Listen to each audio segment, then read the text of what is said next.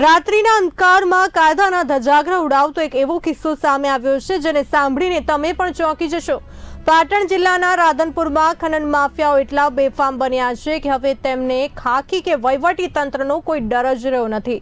ખેડૂત રાત્રે ઘરે જઈને સૂઈ જાય છે અને સવારે જ્યારે ખેતરે પાછો આવે છે ત્યારે તેની જમીન ગાયબ હોય છે।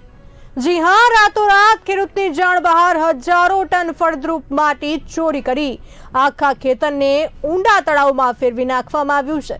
વિચારો કે માફિયાઓનું નેટવર્ક કેટલું મજબૂત હશે। રાતના અંધારામાં જેસીબી, હિટાચી અને ડમ્પરો જેવા ભારે વાહનોનો કાફલો ખેતરમાં ઘૂસે છે।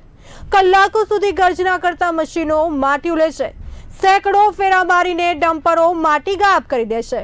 છતાં સ્થાનિક પોલીસ કે ખાણ ખનીજ વિભાગને ભણકારા પણ નથી આવતા।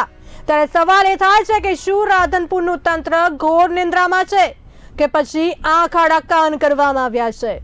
આટલી મોટી માત્રામાં ગેરકાયદેસર ખનન કોની મંજૂરીથી અને કોના આશીર્વાદથી થઈ રહ્યું હતું? જ્યારે પાણી માથા પરથી પસાર થઈ ગયું અને સ્થાનિકોએ હોબાળો મચાવ્યો ત્યારે જાગેલા ખાણ ખનીજ વિભાગના અધિકારીઓ હવે સ્થળ પર દોડતા થયા છે। તો હવે જોવાનું એ રહેશે કે ખાણ ખનીજ વિભાગ માત્ર કાગળ પર માપણીના નાટક કરીને મામલો થાળે પાડે દેશે કે પછી આ ગરીબ ખેડૂતને ન્યાય અપાવવા માટે ખનન માફિયાઓ જેલના સળિયા પાછળ ધકેલાશે। આ કોઈ સામાન્ય ચોરી નથી, આ ખેડૂતના અસ્તિત્વ પરનો પ્રહાર છે। અને આ ખેતરની અંદર આ રાધનપુરના ગાંચી જાબીર હુસેન ઇબ્રાહીમભાઈ તેમજ ભરવાડ ભવનભાઈ સબદલપુરા આ લોકોએ અગાઉ લગભગ છેલ્લા 8 દિવસથી આના અંદર ખોદકામ કાયમી માટે કરતા હતા। અમને ખબર પડી, અમે ગયા એમની પાસે પેલા ભાઈ તમે આ કેમ ખોદકામ કરો તો એ લોકો દાદાગીરી કરવા માંડ્યા। જેમ આવે એમ એને ઠીક લાગે એમ બોલવા માંડ્યા કે આ તમારે શું એના કેમ તો અમારો માલિકીનો હોય। એ લોકો એવું કીધું કે આ સી સરકાર જમીન છે। અમે કીધું સી સરકાર જમીન ક્યાં છે તારી? હાલે મારા ઉતારા, હાલે મારો ડોક્યુમેન્ટ। તો એ લોકો પછી એમ કરી અને અહીંયાથી જતા રહ્યા। પછી અમે નીકળી ગયા અને બીજે દિવસે રાતે આવીને પાછો અહીંયાને કામ કર્યા। વળી પાછા અમે એને કહેવા ગયા તો એ લોકો દાદાગીરી કરવા માંડ્યા। તો પછી અમે કંઈ ધ્યાન ના દીધું, કશે જવા દો। પછી બીજે દિવસે રાતે ફરીને એને ખોદકામ કર્યું। પછી મેં રાધનપુર પોલીસ સ્ટેશનમાં મેં આ લોકોના નામની અરજી આપી કે આ લોકો માથા ભારે માણસ છે અને આ અમારો ખેતર ખોદી નાખે। અમારો વાવેતર ખેતર છે ને આ લોકોએ ખેતર ખોદી નાખ્યું છે।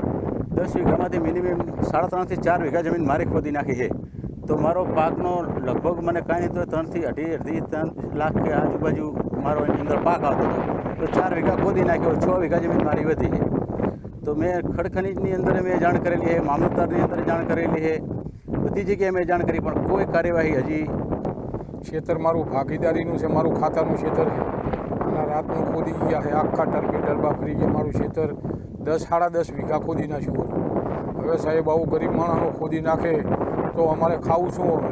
દ્વારા ખોદવામાં આવ્યું બરાબર, ઘાંચીના દ્વારા, ઘાંચી જાબીરભાઈ ઇબ્રાહીમભાઈના દ્વારા ખોદવામાં આવી ગયેલું।